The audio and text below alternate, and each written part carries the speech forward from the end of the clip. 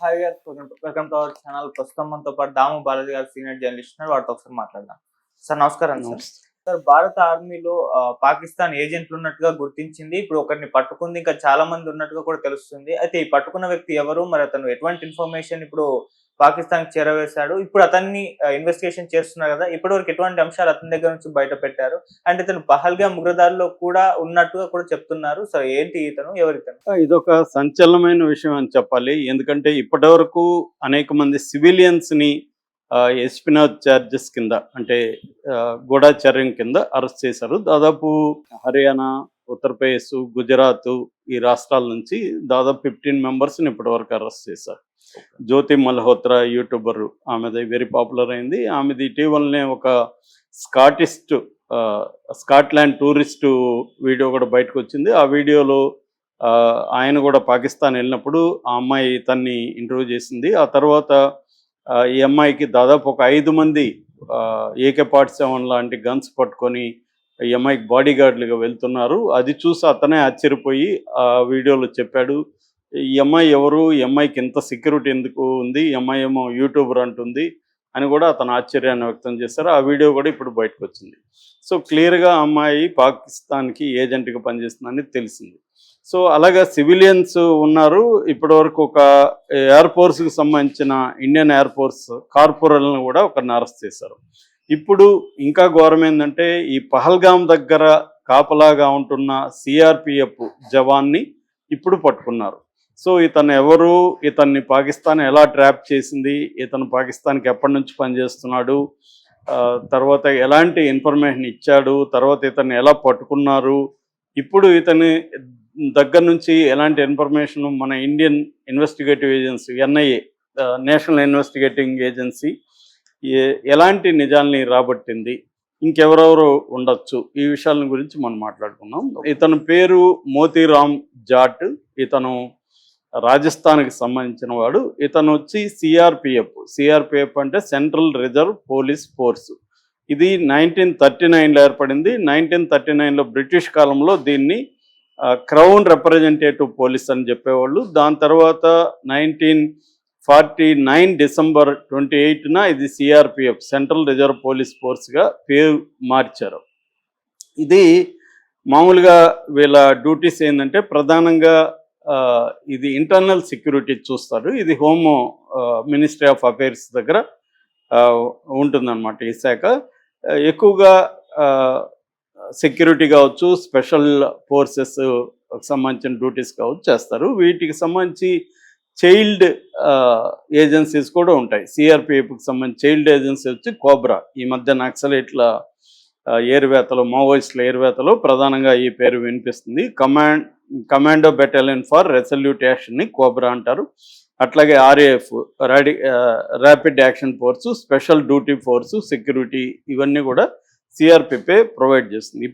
ఇప్పటికీ మన దేశంలో సిఆర్పిఎఫ్ మొత్తం 3,13,634 మంది ఉన్నారు. వీళ్ళకి సంవత్సరానికి బడ్జెట్ 35,147.17 crores అనమాట. అంటే 35,000 కోట్లు యాన్యువల్ బడ్జెట్ ఈ సిఆర్పిఎఫ్కి. సో ఇంత ఇంపార్టెంట్ ఫోర్స్ అనమాట ఇది. ఈ సిఆర్పిఎఫ్లో ఇతను 116వ బెటాలియన్కి సంబంధించిన వ్యక్తి. మామూలుగా ఇతను ASIగా పనిచేస్తున్నాడు, అసిస్టెంట్ సబ్ ఇన్స్పెక్టర్ ర్యాంక్ అనమాట. ఈ ర్యాంక్ వాళ్ళకి శాలరీస్ స్టార్టింగ్ శాలరీ 29,200తో స్టార్ట్ అవుతుంది జాయిన్ అవగానే. ఎక్స్పీరియన్స్ని బట్టి 92,300 వరకు ఉంటుంది. వీళ్ళకి అది కాకుండా rent allowance, డేర్నెస్ allowance, medical allowance ఇలాంటివి కూడా వీళ్ళకి ఒక ఏరియాకి వెళ్ళినప్పుడు అక్కడ ప్రత్యేక వసతులు కూడా వీళ్ళు కల్పిస్తారు. సో ఇన్ని కల్పించినప్పటికీ ఇతను ఒక పాకిస్తాన్ ఏజెంట్గా మారాడు. ఇతను ఏంటంటే ఈ పహల్గామ్ అటాక్ ఏప్రిల్ 22న జరిగింది. ఏప్రిల్ 22కు ముందు 17వ తేదీ మాత్రమే ఇతన్ని బయటికి తీసుకొచ్చి 17 వరకు ఇతను అక్కడే సెక్యూరిటీలో ఉంటున్నాడు, పహల్గామ్ సెక్యూరిటీలో ఉంటున్నాడు. అంటే ఇతను కీలకమైన సమాచారం వాళ్ళకి చేరవేశాడా అన్న డౌట్లు అయితే వస్తున్నాయి. సో ఇతన్ని ముందుగా ఎలా పట్టుకున్నారో చెప్తాను, దాని తర్వాత ఎటువంటి సమాచారం ఇతను పాకిస్తాన్కి ఇచ్చారో చూద్దాం. సో ఇతన్ని ఎలా పట్టుకున్నారంటే మామూలుగా ఇతను ఏం చేస్తున్నా అంటే సోషల్ మీడియాలో యాక్టివ్గా ఉంటున్నాడు.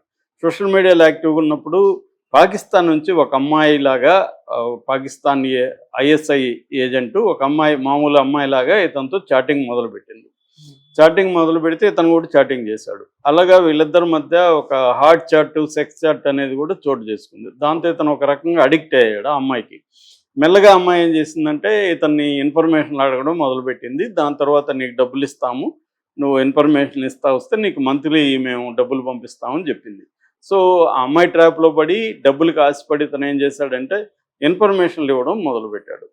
సో ఎటువంటి ఇన్ఫర్మేషన్ ఇచ్చాడంటే, ఒకటి మిలిటరీ కాన్వాయ్స్ ఎటు వెళ్తున్నాయి, వీళ్ళ బెటాలియన్స్ ఎటు వెళ్తున్నాయి, తర్వాత మిలిటరీ బేసెస్ ఎక్కడెక్కడ ఉన్నాయి, ఎక్కడెక్కడ మిలిటరీ చెక్ పోస్టులు ఉన్నాయి, ఈ మిలిటరీకి సంబంధించిన అనేక వ్యవహారాలను ఇతను ఆ అమ్మాయి ద్వారా పాకిస్తాన్ ఇంటెలిజెన్స్ ఏజెన్సీస్కి ఇస్తున్నాడు.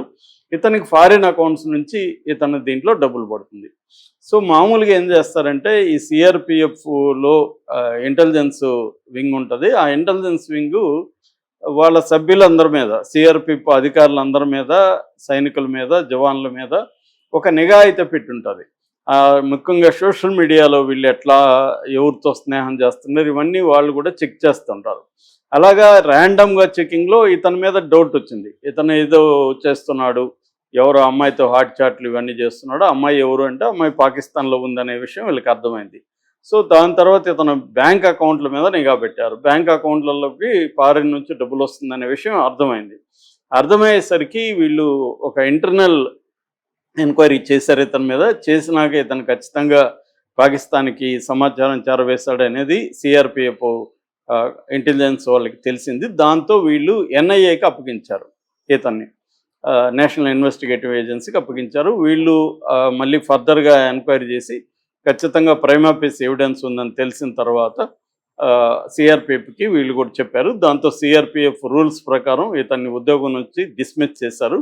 దాని తర్వాత పాటియాల కోర్టు ఢిల్లీలో ఉంటుంది. ఈ Patia special court, NIA special court, అందులో ప్రవేశపెట్టారు ఇతన్ని. సో ప్రవేశపెట్టిన తర్వాత కస్టడీకి తీసుకోవాలని చెప్పారు. కస్టడీకి జూన్ 6 వరకు ఇతనికి కస్టడీ కూడా ఇచ్చారు. ఇప్పుడు ఈ కస్టడీలో ఇతను ఇంకొంతమంది పేర్లు కూడా చెప్తున్నట్టుగా తెలుస్తుంది. అయితే ఇప్పటి వరకు ఎన్ఐఏ బయటికి తీసుకురాలేదు. ఇంకా కూడా తన సహచరులు కొంతమంది డబ్బులు కాసిపడిన వాళ్ళని తాను పరిచయం చేశాను ఆ అమ్మాయికి అని కూడా ఇతను చెప్పినట్టుగా తెలుస్తుంది. వాటికి సంబంధించి ఇంకా డీటెయిల్స్ అయితే రావాల్సి ఉంది. ఇదేంటంటే బేసిక్గా పాకిస్తాన్ మన దేశంలో సివిలియన్స్ని, మిలిటరీ పీపుల్ని పడగొట్టడానికి కొన్ని మెథడ్స్ ఎంచుకుంటుంది. అది ప్రధానంగా సోషల్ మీడియాలో చాటింగ్లు చేయడం, హనీ ట్రాప్ అంటారు కదా, అమ్మాయిల ద్వారా వీళ్ళని ముందుగా హనీ ట్రాప్లకి తీసుకురావడం, దాని తర్వాత వీళ్ళ బ్యాక్గ్రౌండ్స్, వీళ్ళ ఆర్థిక పరిస్థితులు, వీళ్ళ ఫ్యామిలీ వ్యవహారాలు ఇవన్నీ తెలుసుకోవడం. సో వీళ్ళకి ఏది రిక్వైర్మెంట్ ఉంది, డబ్బు రిక్వైర్మెంట్ ఉందా లేదా, ఇతనికి ఏమన్నా అమ్మాయిలు పిచ్చుందా, ఇవన్నీ చూసుకొని ఏం కావాలంటే దాన్ని ప్రొవైడ్ చేయడం. దాని ద్వారా ఇతన్ని వీక్నెస్లు తీసుకోవడం, నువ్వు ఇన్ఫర్మేషన్ మాకు ఇకపోతే ఇదంతా కూడా మేము బయట పెడతామని బ్లాక్మెయిల్ చేయడం, ఇలాగా జరుగుతుంది. అట్లాగే డిజిటల్ ఇన్ఫిల్ట్రేషన్ అంటారు. అంటే డిజిటల్ ద్వారా తమ వ్యక్తుల్ని ఇండియన్స్లోకి ఇన్ఫిల్ట్రేట్ చేసి వీళ్ళ ద్వారా కూడా సమాచారాన్ని లాగడం. మూడవది కొయర్సన్, అంటే బై ఫోర్స్ ద్వారా కొంతమంది, అంటే ఫర్ ఎగ్జాంపుల్ ఇప్పుడు మొన్న ఒక అతన్ని అరెస్ట్ చేశారు ఢిల్లీలో. అతని సెకండ్ వైఫ్ పాకిస్తాన్లో ఉంది కాబట్టి ఆమె ద్వారా అతన్ని ఇది చేసి, నువ్వు కానీ మాకు ఇన్ఫర్మేషన్ ఇవ్వకపోతే ఇక్కడ నీ ఫ్యామిలీని మేము అరెస్ట్ చేస్తామనో ఇంకోటో అని చెప్పి బెదిరించి కొయర్సివ్ ద్వారా కూడా చేయడం. ఈ 3 మెథడ్స్ ద్వారా ఇండియన్ సివిలియన్స్ అండ్ మిలిటరీ పీపుల్ని లొంగ తీసుకోవడం, వీళ్ళ నుంచి ఇన్ఫర్మేషన్ లాక్కోవడం అనేది పాకిస్తాన్ చేస్తుంది. ఇది ఇప్పుడు బయటకు వచ్చింది. దీని నుంచి ఇంకా ఏం జరుగుతుంది అనేది చూడాలి. Okay, thank you so much.